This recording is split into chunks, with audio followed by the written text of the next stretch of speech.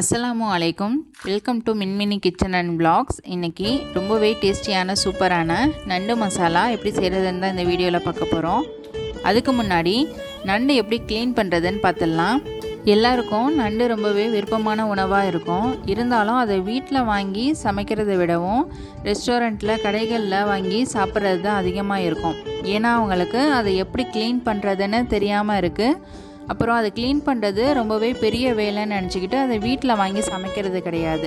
நண்டு க்ளீன் பண்ணுறது அவ்வளோ ஒன்றும் கஷ்டமான வேலையெல்லாம் இல்லைங்க. ரொம்பவே ஈஸியாக க்ளீன் பண்ணிடலாம். மீன் இறாலெல்லாம் க்ளீன் பண்ணுறதை விடவும் நண்டு க்ளீன் பண்ணுறது ரொம்பவே ஈஸி தான். அதை எப்படி பண்ணுறதுன்னு தான் இந்த வீடியோவில் நான் சொல்லியிருக்கேன். வாங்க பார்க்கலாம். இந்த நண்டோட பேக் சைடில் மெல்லிசாக இந்த ஓடு போல் இருக்குது பாருங்கள். அதை நம்ம கையால் எடுத்து விட்டோம்னாலே ஓப்பன் ஆகிக்கும். சப்போஸ் அது நண்டோட நல்லா இறுக்கமாக ஒட்டி இருந்துச்சுன்னா அதுக்கு நம்ம விரலால் எடுக்க முடியாது. அப்போ என்ன பண்ணுறீங்கன்னா அந்த நண்டோட குட்டி குட்டி கால் இருக்குது பார்த்தீங்களா, அதோட அந்த கூர்மையான பகுதியை வச்சு லைட்டாக எடுத்து விட்டோம்னா அந்த இடம் ஓப்பன் ஆகிக்கும். அதுக்கப்புறம் அந்த குட்டி குட்டி கால்கள்லேயே கொஞ்சம் மொத்தமான கால் இருக்குது பார்த்தீங்களா, அது அந்த உடம்போடு சேர்ற அந்த இடத்துல இடது கையோட கட்டை விரலை வச்சுக்கோங்க. அதுக்கப்புறமா நம்ம ஓப்பன் பண்ணோம் பார்த்தீங்களா மெல்லிசான ஓடு, அதுக்கிட்ட வலது கையோட கட்டை விரலை வச்சு லேசாக அழுத்தம் கொடுத்து இழுத்திங்கன்னா அந்த ஓடு அழகாக கலண்டு வந்துடும். எவ்வளோ ஈஸியாக அந்த ஓடு கலண்டுடுச்சு பாருங்கள். இப்போ நான் காமிக்கிறேன் பார்த்தீங்களா, இதுதான் நண்டுடைய சுவாச பகுதி. நல்ல பஞ்சு போல் சாஃப்டாக இருக்கும். இது சாப்பிடக்கூடியது கிடையாது, இது கழிவு பகுதி தான். இதையும் ரிமூவ் பண்ணிவிடுங்க. இதுக்கப்புறமா நண்டுடைய வாய் அதை சுற்றியுள்ள பகுதியெல்லாம் ரிமூவ் பண்ணிவிடுங்க. இதுக்காக கத்திரிக்கோல்லாம் எதுவும் தேவை கிடையாது. நம்ம கையாலேயே இதெல்லாம் ரிமூவ் பண்ணிடலாம். அப்புறம் அந்த நண்டுடைய வயிற்று பகுதியை சுற்றி மெல்லிசாக பாலிதீன் கவர் மாதிரி ஒரு சவ்வு மாதிரி இருக்கும், அதையும் ரிமூவ் பண்ணிடலாம். அதெல்லாம் தேவை கிடையாது. இதுக்கப்புறமா டேப்பை ஓப்பன் பண்ணிவிட்டு அந்த ரன்னிங் வாட்டர்லேயே ஈஸியாக அந்த கழிவுகளை எல்லாம் கழுவிடலாம். கையாலேயே ஈஸியாக கழுவிடலாம். சம்டைம்ஸ் அந்த அழுக்கெல்லாம் ஒட்டிட்டு ஈஸியாக வராது. அந்த டைமில் நம்ம ஒரு ப்ரெஷ்ஷை வச்சு லைட்டாக தேய்ச்சி விட்டோம்னா ஈஸியாக அந்த இடம்லாம் க்ளீன் ஆகிடும். அப்புறம் அந்த நண்டுடைய வயிற்று பகுதியை சுற்றி உள்ள இடம், அப்புறம் நண்டுடைய பேக் சைட்லலாம் சம்டைம்ஸ் அழுக்கு, மண், பாசிலாம் படிஞ்ச மாதிரி இருக்கும். அதை இந்த ப்ரெஷ்ஷால் க்ளீன் பண்ணுறப்போ ரொம்பவே ஈஸியாக இருக்கும். ப்ரெஷ்ஷை வச்சு நல்லா தேய்ச்சி கழுவுனதுக்கப்புறமா அப்படியே அந்த நண்டோடைய கால்களையும் நல்லா தேய்ச்சி கழுவிக்கோங்க.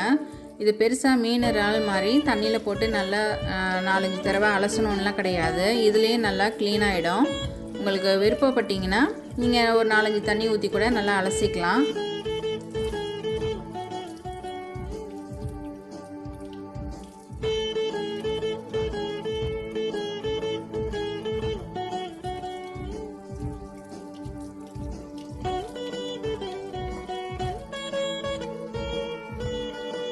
நண்டோட அந்த குட்டி குட்டி கால்கள் இருக்குது பார்த்தீங்களா, நான் காமிக்கிறேன்ல, அந்த இடம் நிறைய சதை இருக்காது. அது ரொம்பவே மெல்லிஸாக இருக்கிறதுனால நான் அதை லைட்டாக திருகி அதை கட் பண்ணி எடுத்துக்கிறேன்.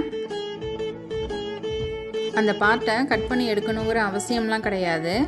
நான் யூஸ்வலாக எப்போதும் அந்த பகுதியை கட் பண்ணி எடுத்துருவேன். நீங்கள் விருப்பப்பட்டீங்கன்னா அதை அப்படியே கூட சமைச்சிக்கலாம், இல்லைனா கட் பண்ணி கூட எடுத்துக்கலாம். லைட்டாக நம்ம கையால் திருகினாலே அது அப்படியே உடஞ்சி வந்துடும். இவ்வளோதாங்க நண்டு சுத்தம் பண்ணுறது. ரொம்ப ஈஸியாக க்ளீன் பண்ணியாச்சு பாருங்கள். ரொம்ப கஷ்டமான வேலையெல்லாம் கிடையாது. உங்களுக்கு இன்னும் நல்லா தெளிவாக புரியணுங்கிறதுக்காக இன்னொரு நண்டையும் நான் க்ளீன் பண்ணி காமிச்சிருக்கேன். அதை நல்லா கவனித்து பாருங்கள்.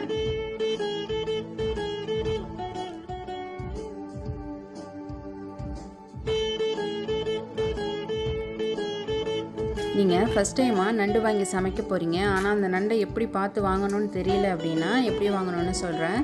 ஒரு நண்டை கையில் எடுத்து பாருங்கள். அது ரொம்பவே வெயிட்லெஸ்ஸாக காற்று மாதிரி இருந்துச்சுன்னா அந்த மாதிரி நண்டை அவாய்ட் பண்ணிவிடுங்க. ஏன்னா அதில் அதிகமான சதை இருக்காது. கொஞ்சம் வெயிட்டாக இருக்கிற மாதிரி இருந்துச்சுன்னா அந்த மாதிரி நண்டை சூஸ் பண்ணிக்கோங்க, அதில் நல்ல சதை இருக்கும். அப்புறம் அந்த நண்டோட கால்களை லைட்டாக அசைச்சு பாருங்கள். லைட்டாக அசைச்சா போதும், முறுக்கி எடுத்துடாதீங்க. லைட்டாக அசைக்கிறப்போ அந்த கால்கள் நண்டோடவே இருந்துச்சுன்னா அது ரொம்பவே நல்ல நண்டு, புது நண்டு. அந்த மாதிரி நண்டை வாங்கிக்கோங்க. சப்போஸ் லைட்டாக அசைக்கிறப்பவே அது கையோடு கலண்டு வந்துருச்சுன்னா அந்த மாதிரி நண்டை அவாய்ட் பண்ணிக்கோங்க. அது பழைய நண்டாக இருக்கிறதுக்கு நிறையவே சான்சஸ் இருக்குது. அது சமைக்கிறப்போ அந்த அளவுக்கு டேஸ்ட்டும் இருக்காது. அப்புறம் நண்டை க்ளீன் பண்ணதும் ஒரு அரை மணி நேரத்துக்குள்ளவே அதை சமைக்கிறதுக்கு பாருங்கள், இல்லைன்னா அதோட டேஸ்ட்டே மாறிடும். சப்போஸ் நீங்கள் மறுநாள் சமைக்கணும் அப்படின்னு நினைக்கிறீங்கன்னா ஓட்டோடவே ஃப்ரீசரில் வச்சுருங்க. எப்போ சமைக்கிறீங்களோ அப்போ க்ளீன் பண்ணி உடனே சமைச்சிக்கோங்க.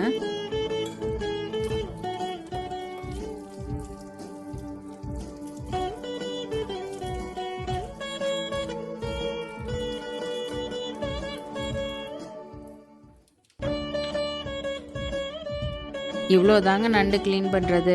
ரொம்பவே ஈஸியாக பண்ணியாச்சுல.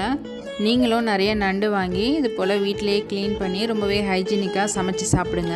இப்போ வாங்க நண்டு மசாலா எப்படி செய்கிறதுன்னு பார்த்துடலாம். அடுப்பில் ஒரு கடாய் வச்சுட்டு நல்லா சூடானதும் அதில் 3 டேபிள் ஸ்பூன் எண்ணெய் சேர்த்துக்கோங்க. நான் இன்றைக்கி கடலெண்ணெய் தான் சேர்த்துருக்கேன். எண்ணெய் நல்லா காஞ்சதும் குட்டி குட்டியாக கட் பண்ண சின்ன வெங்காயம், தக்காளி இது கூட சேர்த்து லைட்டாக வதக்கி விட்டுக்கலாம். நல்லா வதங்கணும்லாம் அவசியம் கிடையாது, லைட்டாக வதங்கினாலே போதும். கண்டிப்பாக இந்த ரெசிபிக்கு சின்ன வெங்காயம் சேர்த்துக்கோங்க, நல்ல டேஸ்ட் கொடுக்கும்.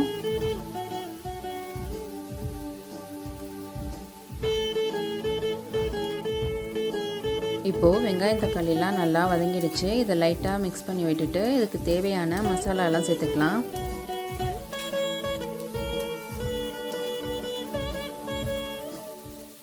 இப்போது இஞ்சி பூண்டு பேஸ்ட், மிளகாய்த்தூள், மல்லித்தூள், வறுத்து அரைச்ச மிளகு ஜீரகத்தூள் சேர்த்துட்டு இதுக்கு தேவையான உப்பும் சேர்த்துக்கலாம். இப்போ இதை லைட்டாக மிக்ஸ் பண்ணி விட்டுக்கலாம். இஞ்சி பூண்டு மசாலாவோட பச்சை வாசனை போகிற வரைக்கும் எண்ணெயிலேயே நல்லா வதக்கணும்லாம் கிடையாது. லைட்டாக மிக்ஸ் பண்ணி விட்டுக்கோங்க எல்லாத்தையும்.